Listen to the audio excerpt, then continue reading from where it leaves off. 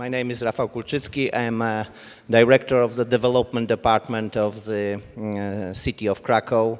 And my responsibility is to create the strategy of development of the city and take care, let's say like this, and inviting all investors. Because also in my department I have an investor support center, so I have both topics and also revitalization. Leszek? Leszek Sikora here. I'm representing EC Projektmanagement. For those of you who don't know us, we basically active in retail, shopping center business, but not only. There's also office traffic industry branches in our industry. We have over 30 billion euro of assets under management, but this is the past. The figure that I like most is the currently 3 billion euro of planning and construction volume, because this is the future. Thank you. Maciej, Król. I'm a CEO of Xcity Investment, which is the company within the group of PKP. PKP is a Polish railway company, and we are responsible for setting up joint venture on the lands owned by Polish Railways to develop projects like Galeria Katowicka, Poznań City Center, West Station, which is at the moment under construction. We are focusing on retail schemes, office complex, residential projects, and probably in future also on logistics. Okay, thank you very much. Rafał, I'd like to start with you. As we all know, the competition between cities in a country and around Europe and globally is very fierce, very huge. Krakow has the advantage, perhaps, of being a better-known Polish city. What message do you want to send to the world? What is your brand for? How do you want to brand Krakow on an international level? Yes, I agree, of course, and I am proud of it that Krakow is so well known in the world. But we are now in this moment that we would like to exchange a little bit the accents on a brand of the city, because everyone knows that Krakow is cultural capital of Poland, plenty of monuments, a big academic center, second in Poland, with oldest university. But we would like also to show to the world the message that we are also a bravely and dynamically developing city with the best place in Europe for outsourcing, for instance, so with a very big need for the office spaces, because now we have about 770 square meters, thousands of square meters of office space, and the forecast for next 2 years is that we will have more than 1 million. So we will be a stable market. But what we would like to say as a message to the world, that we are a modern city which based its ambitions on a knowledge and human capital. Okay, and how do you want to get that message across? Again, it's a very crowded market out there. It's as you mentioned, it's a little bit easier for us, because as a Krakow we are inviting in many places, but of course it's not enough. We must make an active policy to do it. So we are trying to present ourselves and our city and these new brands in investor meetings, in a presentation, in advertising, in many ways like this. But for me, the most important is that we also give to this message one additional things. During the work with the strategy of development of the city and spatial development study, we create 3 big strategic projects. And now these 3 big strategic projects are, I think, of course, they are now in the moment that the city is preparing the infrastructure for this project, but it is this additional message to our brand that we are welcoming and we have something to offer, something interesting. Because I think that in Poland certainly there is no any comparable investment offer like these 3 strategic projects in Krakow. Okay, we'll come back to some of those points you raised. Maciej, by definition, because you are the real estate wing of the national PKP train railway service, you have experience of probably more cities than any other real estate player. Which cities for you have the right message in Poland? Which cities have an appetite for attracting investors and a clear willingness to do business with investors? Probably you know that I cannot answer this question. I'm only asking for positive. Because it positive, will not complicate negative. my situation in some places. But in general, we as a developer and joint venture partner, actually, I should say, I have to admit and confirm that in all of the cities where we are starting our projects, we have a very good relation with governments, authorities within the city. Of course, especially in bigger cities, each of our investments is quite often very problematic for the city because scale of the investment is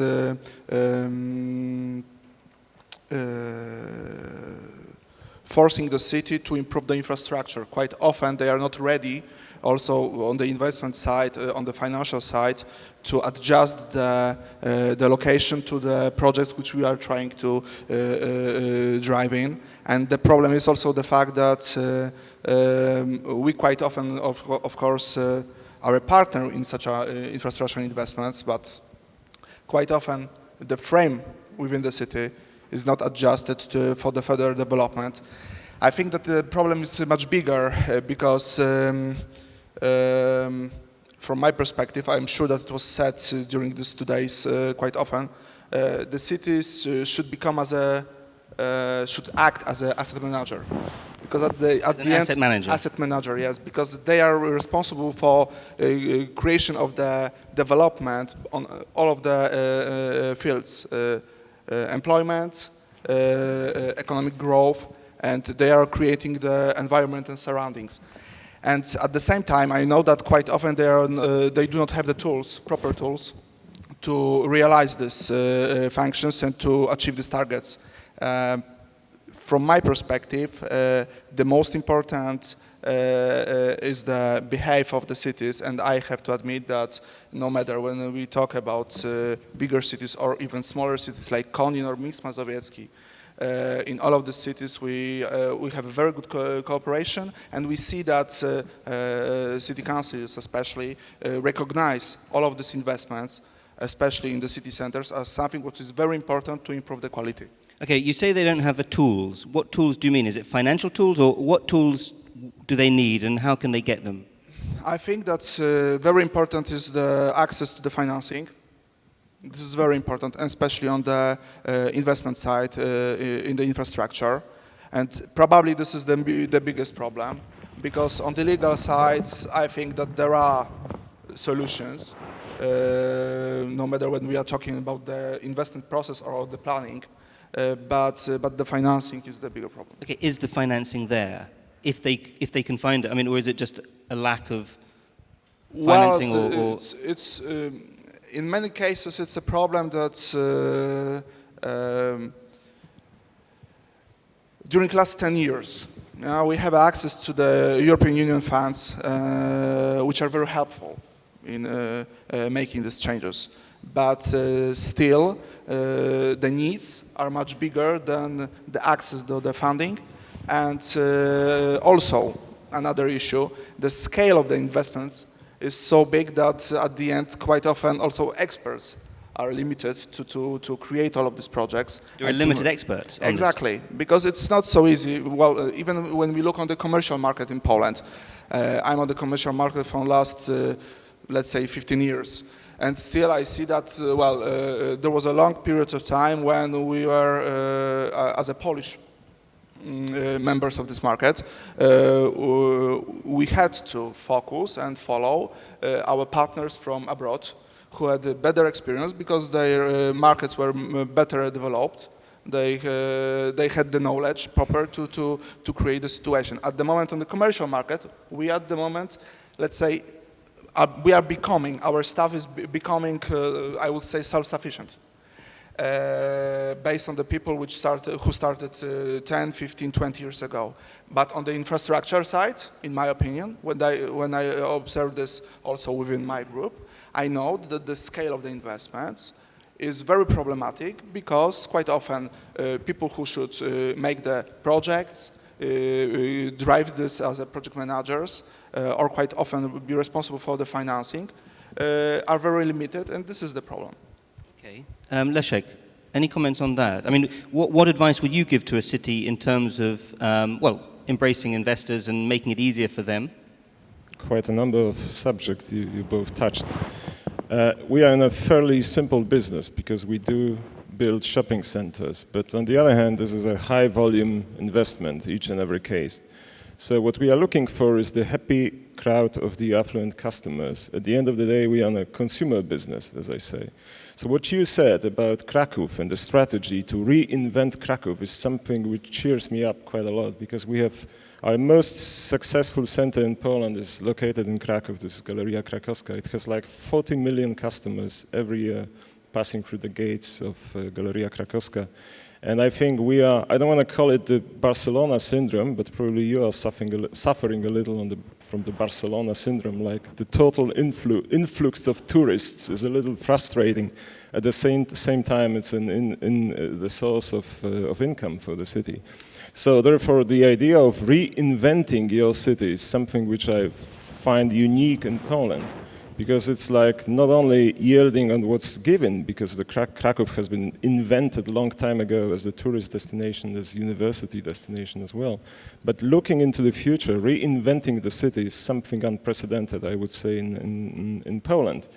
I missed the lecture yesterday from the mayor of Pittsburgh, but from discussions with you, I know that he emphasized on the idea whoever runs the city needs to have the idea first. So to see where he wants to go. If the city lacks this strategic view, then it's all about building infrastructure, which is always stuck in the process because you will always lack money at the end of the day. So congrats on this. And I would love the other cities to do the same. Because as I said, the cooperation with the managers, with the city representatives, with the mayors is better and better. We are not any longer perceived as the evil because the mayors see, the administration sees that we are bringing good to the city. We are helping enhance, improve, rebuild the Polish cities. So it's better and better. But there is lack of the strategic view for the upcoming decades. There's a lack of strategic view from the mayors of the cities, do you think? That's what I think, because land use planning, even the regional planning, without a vision, without a goal, what you want to become, say, in 20, 30 years, is not really the good investment. I mean, let's say, Rafał, about Krakow. Do you think Krakow has a strategic 30-year inspirational plan? I mean, do you feel it does? Yes, I feel it, and I think that I could even say that I'm sure, because our way of understanding of spatial planning exchanged during last couple years. We start to think about spatial planning and using of land in a city also as a product, not only as a idea, vision of how to develop a city. Of course, it is the most important thing. If you don't have a vision, I agree, it is impossible properly to develop a city. How would you summarize your vision, I mean Krakow's vision? I think that it's, I already said it, it's a modern metropolis with people who would like to live in this city and whose industry is based on a knowledge.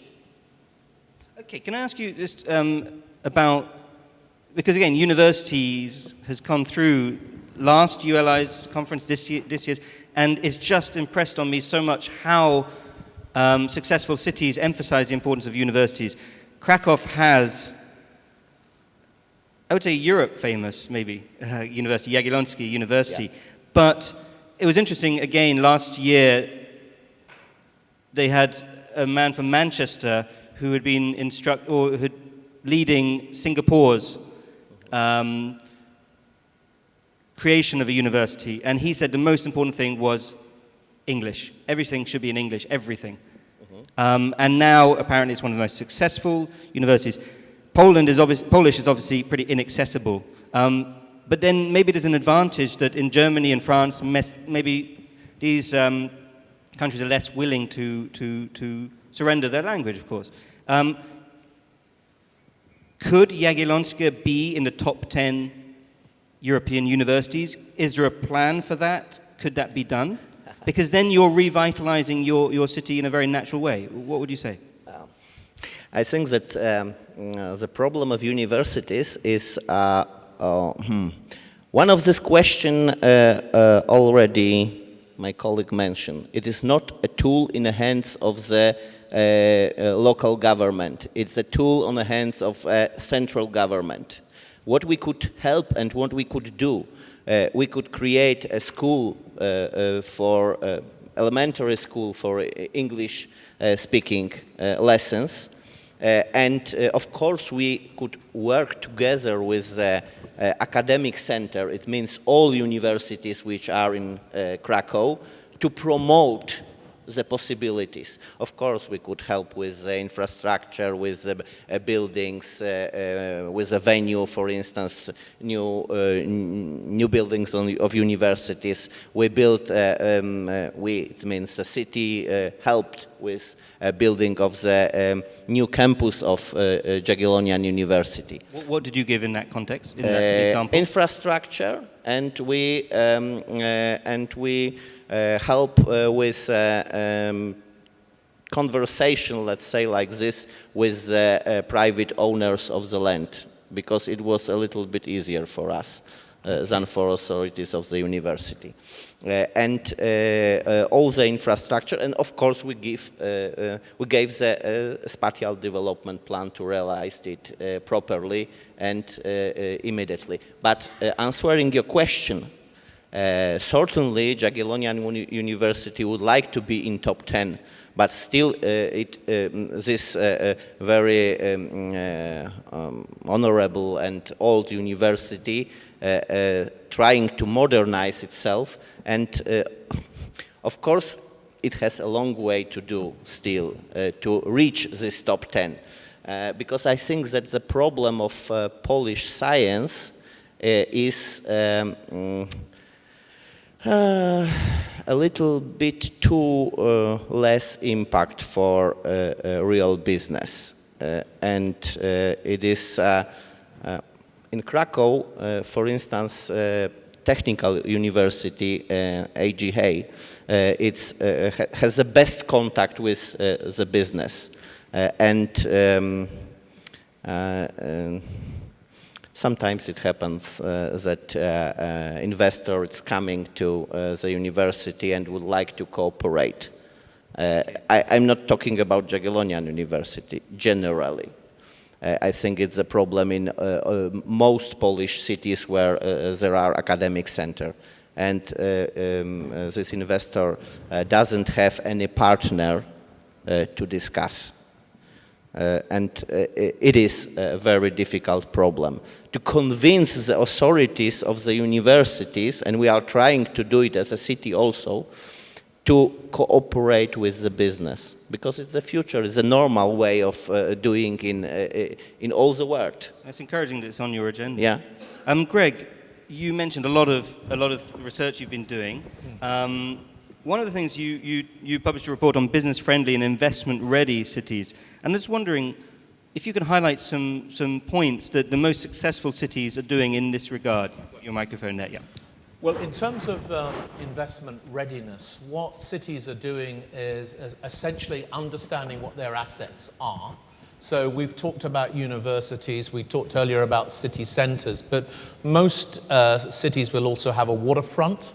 They'll also, of course, have major hospitals. They'll have locations which are media centres. Most will have an airport. You could run through in any city the list of the 10 to 12 most important assets where there's a physical combination of opportunity. And so an investment-ready city is a city that regularly reviews all of those, looks at how they're performing, and looks at what might be done to augment, to increase, to highlight where they are and to focus on those sorts of things.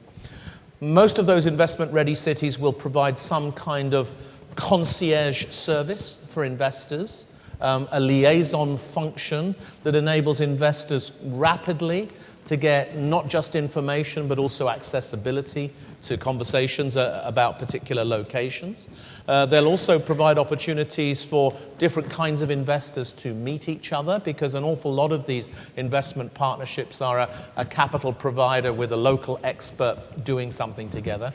And they'll also pay attention to what I would call the flows of transactions and the cyclical dimensions to that. So most cities now understand that if you want to attract capital, you've got to provide consistent opportunities over a 10, 15, 20-year period so that the cost of investing in your city goes down. You become predictable, you become transparent, you provide opportunities regularly. That incentivizes investors to engage. And then the other thing that investment-ready cities are doing is really understanding the different appetites of the different kinds of investors. So which sort of asset is the right asset for a private equity play, and which sort of asset is the right asset for a pension fund or an insurance company that might have a longer-term perspective. So it's these sorts of things. It's becoming knowledgeable and becoming capable in relation to understanding capital markets and how they work. And let's say if you could give a percentage, what percentage of cities are aware and do those checklists and look at their assets, etc.? Is it widespread or is it not at all? Well, the world's got about 8,500 cities in it, so you'd have to look at the top, say, 500, and what I would say is about 1/3 of those are really doing this consistently now. And many of them are in Asia, several of them are in Europe, but they're increasingly now in North and in Latin America as well. We'll open up questions in a moment, but just one question. Everything is driven by financing, of course. Rafał, as a city representative on the panel, how do you get your financing for the infrastructure projects? I know it's a big question, but can you talk a little bit about financing these projects? And also, if you just say maybe a couple of sentences about Nowa Huta project, if that's important to you. Of course, financing is, I think, the fundamental question.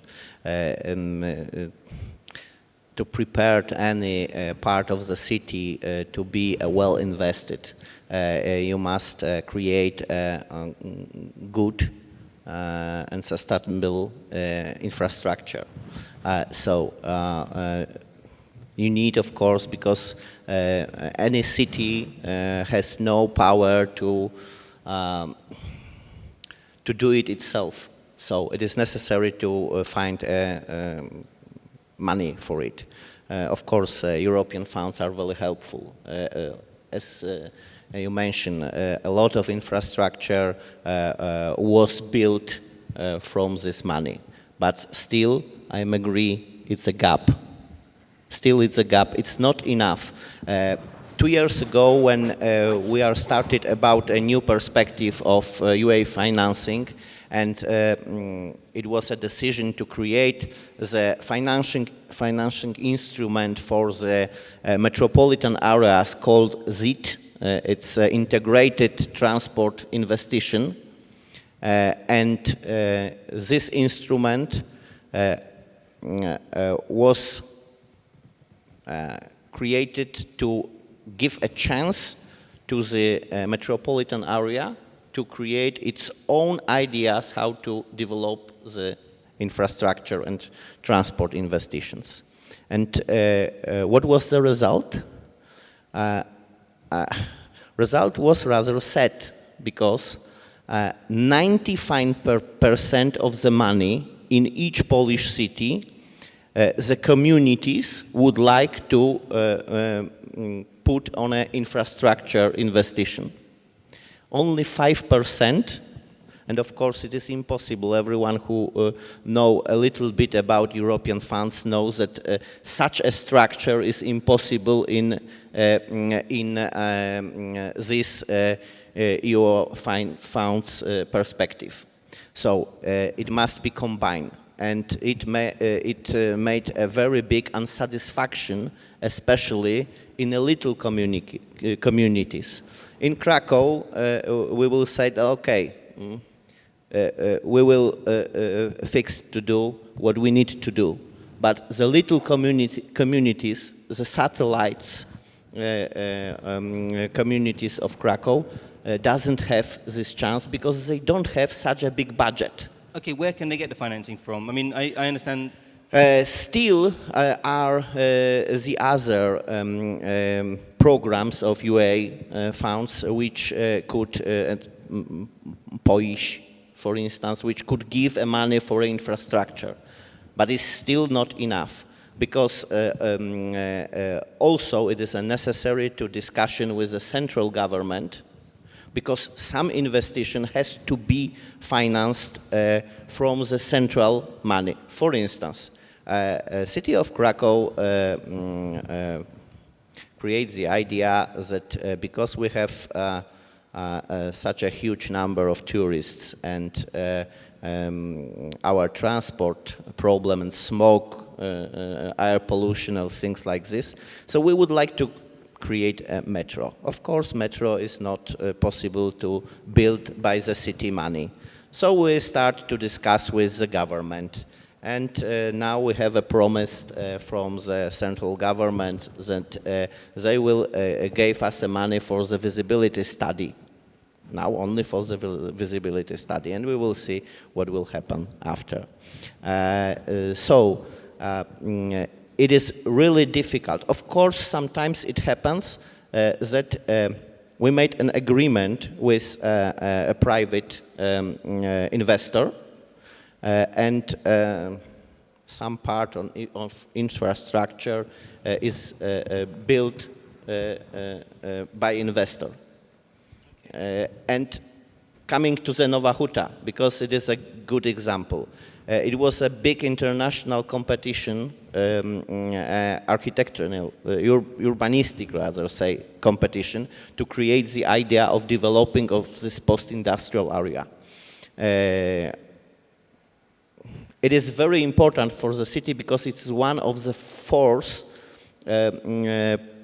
big strategic project. It is a kind of redefinition of this part of the city. But of course, it is one of the most difficult projects. We create a company to govern of this project because clerks are not very good to managing such a project. So we would like to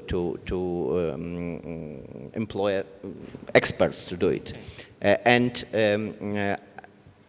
Our duty is to create the infrastructure. So we are building the roads. We are trying to buy the pieces of land which are still not belongs to the city. And this project, we hope, will be the future because it could create even 20,000 jobs. So it is a logistics center, technological park. Let's say rather not technological, but business university invention park. Let's say like this. It's a part of this project will be built by the city. It's a place for culture events, and it is part of this project is a recreation area near the lakes, with geothermal sources, and we would like to create here some kind of tourist center and recreation center for the inhabitants. Thank you. I mean, there's parallels a little bit because Nowa Huta is, of course, a former huge steel works, and yesterday... But fortunately, the area of the project is not on the former steel factory, but on the area which is behind the factory and which is not polluted. And it was the protected zone, former protected zone of the steel factory. You should know that former steel factory and now ArcelorMittal still existed, has more than 1,500 hectares of the land and needs only 500. Okay, thank you. Leszek, you want to make a point and then we'll go to the floor for questions, Yeah. so please get ready if you have any questions. Just a short comment regarding this infrastructure, because a typical expectation is we as the investors would rather have a wish to come to the city and see the complete infrastructure in place, which never happens, by the way. And we are fully aware that we have to put the chunk of our money, investment money, into upgrading the infrastructure, at least to compensate for what we need, of what we need to use, just pursuing this, as I said, high volume investment.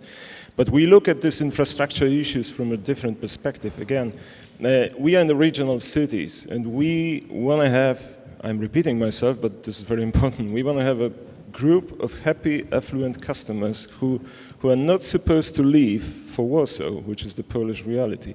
And the only way to secure it is to get into infrastructure investment, meaning not only roads, subways, but also these leisure facilities in the city, to give the people reasons to stay in their regional cities, which are not villages. These are important, maybe second tier, but still important urban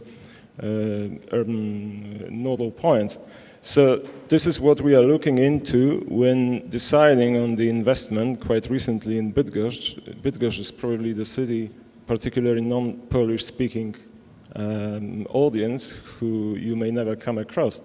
But this is quite an important city of close to 400,000 inhabitants, currently on the rise due to the very responsible policy of the new mayor, liberal policy, proper use of the EU money in the new perspective, and one of the rationale to get into the development of the huge shopping center in Bydgoszcz was this perspective 2013-20, the part of the 82 billion euros, and part of that dedicated for Bydgoszcz will be actually used for reconstructing of the tram line.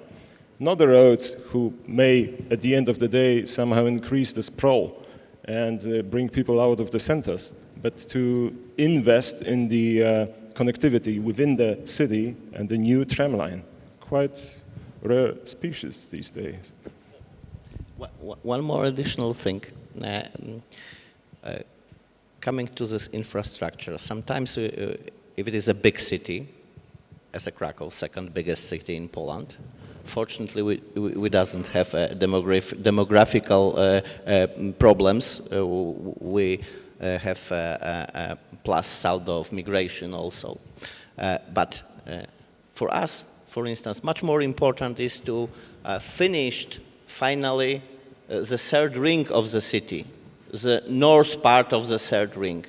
And this is a problem for the city because, of course, if we finish this ring, we will have much more better connection with Warsaw, and not everyone should go through the city, but outside. Of course, that sounds, yeah. Okay, I'd like to open for, we only have actually 2 or 3 more minutes, so if we can have, are there any questions? Please, gentlemen over here, if you can raise your hands over here, quite a few questions. So if you can keep them very short, please. It's already on, okay. There's a student called Jonathan Davey who studies in London, but he lives in Gdansk, and he figured out that it's less expensive for him to live in Gdansk, take the airplane from Gdansk to Luton, and then commute basically 1,000 miles, rather than pay £220 or something like that in London. So we talked about student housing, and you always have this idea that you have to attract international students, but aren't there other attractive models for Poland? This might be a bit extreme, but there might be other ones where, you know, Polish local people might need international skills and social skills that they can get for in a student house as well. So how's the view on segmentation in student housing? Greg, did you catch? I didn't catch. Did you catch that to summarize? Sure.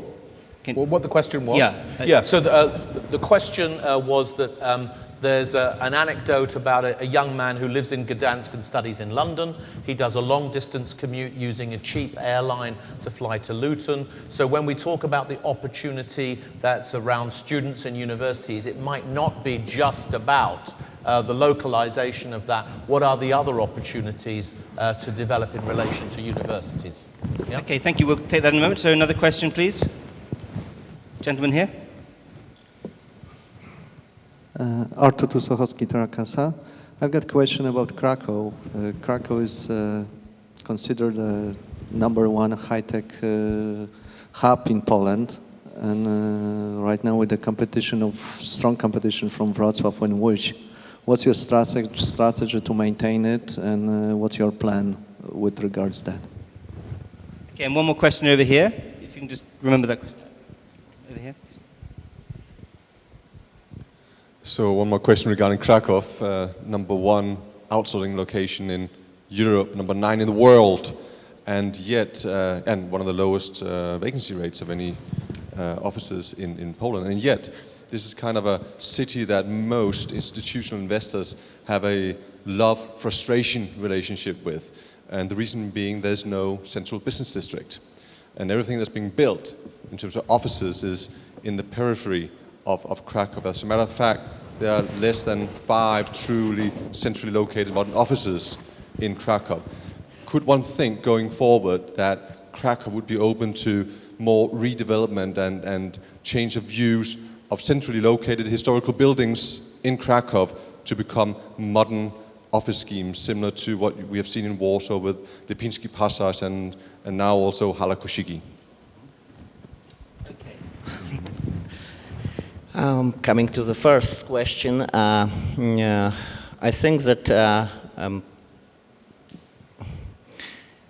it is very difficult to talk and try to look for the other city, like for instance Łódź. Of course, for me, the most important problem for Łódź is that she is lying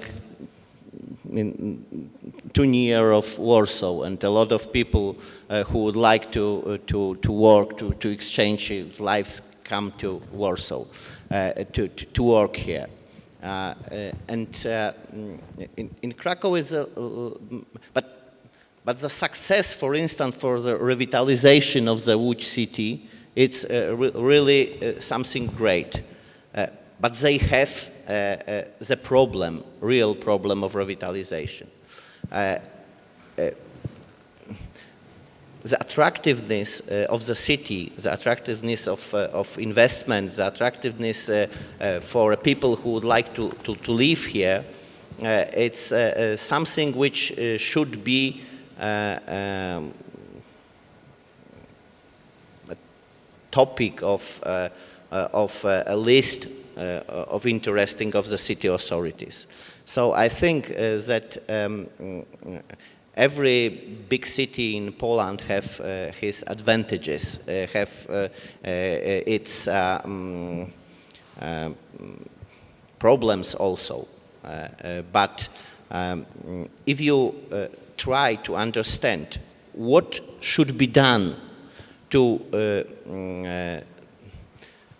use the potential of the city to create the best place for life and the best place for investing, and you have such a vision, you could win. For one city, it will be a revitalization, like in Łódź or Katowice. It's also a very good example of such activity. For one city is to put on a kind of investment like, for instance, technology and knowledge. Coming to the second question, I think that We need to ask you to make it quite quick summary now. okay. Yeah. If we have been talking about a problem, what will happen in the future with shared service centers, offices, quality of life, polycentric of the city of Krakow, of course it's polycentric, and what will happen with this in future. And still we are sure, and I could say not I as a representative of the city, but the representatives of the companies, because 3 weeks ago it was a conference of Aspire, is a society of BPO companies, IT in Krakow, and they were really proud of development of and growing of the sector, and the forecast is very positive. And I don't think so that it is a problem, because why we have this agreement with near communities. It's not necessary that the office centers will be only in Krakow. They could be also in near communities. And we have one project, one big strategic project, and I'm finishing, which could be a new office center, for instance, like a Warsaw with the skyscrapers in a new city. It's a part of a city, only one, unfortunately, in Krakow because of the UNESCO protection, which could be, where could be built the skyscrapers. It is an idea like this. Okay, thank you very much. Having one city representative, we're very grateful for you to come and to be open. It's left a little bit less time for our commercial partners. I'd just like to give you 1 minute each, because I know we really are running out of time, to summarize any last points you want to make, Leszek, Maciej. I could try being inventive, but I think in this question regarding London-Gdańsk dilemma, commuting dilemma, is actually a very conclusive remark. This is the change, this is the sign of our times. The change is inevitable. The change will be even deeper. The guy traveling London-Gdańsk will probably in 2 years' time have a stopover somewhere in the middle of Europe. And this is something everybody has to adjust to, us being the commercial partners for the cities. Cities trying to be more and more competitive, diversified compared to the others. And I think all over these 2 days discussions, this general remark was floating above our heads. The change will be increasingly deeper and more unexpected. But this is something we have to prepare for and embrace it. To make the story short, from my perspective, actually Krakow is an example, because it's not about Krakow that you have a strategy for the next 30 years. It's also important that already 20 years ago, I think, correct me if I'm wrong, you've done also analysis, actually with Urban Land Institute, to have the strategy for Krakow. And from my perspective, the most important is to allow cities to have such a strategy, to give them the tools and the money necessary, because it's for sure very expensive. But then there is a strategy, afterwards there is a plan for the infrastructure, and at the end, for sure, developers, investors, sometimes quite often with the city, will do the rest. Infrastructure and then the creation of the commercial and the residential projects, it's a plug and play. I recognize in many city centers problem that quite often the best proper use of the land is limited because the infrastructure is not in place, and the city automatically do not want to cooperate. Interesting point to leave. Cities don't want to cooperate. Okay, but the rest has been thank you very much for your contribution. Greg, I know we have the last session, so I'll hand it over to you, but if I can just ask for a round of applause for our panelists. Thank you.